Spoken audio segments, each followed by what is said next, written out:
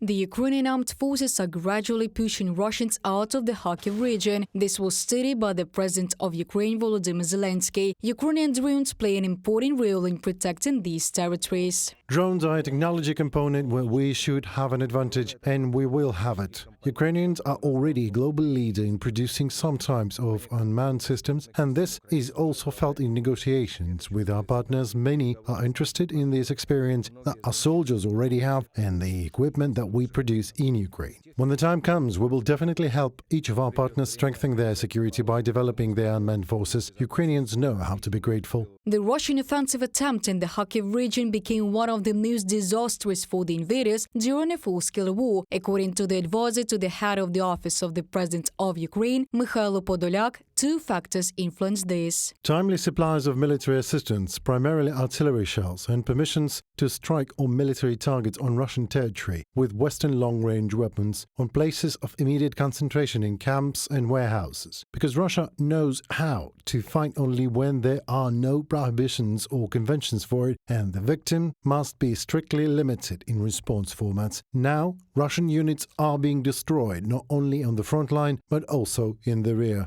Mikhailo Podolyak, advisor of the head of the Office of the President of Ukraine, on Telegram. Ukraine's allies are reporting catastrophic losses of the Russian army in the Kharkiv direction in the city of Ovchansk. One of the NATO officials, on condition of anonymity, told the press that Russia probably suffered losses of almost 8,000 people a day in the Kharkiv direction in May. The stabilization of the front by the Ukrainian armed forces and the formation of defense was noted by the U.S. General Charles Brown. If you go back over the course of this conflict, what the Ukrainians have been able to do to regain greater than 50% of the territory that was first taken by the Russians, to be able to regain that, but at the same time, the support of this contact group to help provide them capability to defend themselves.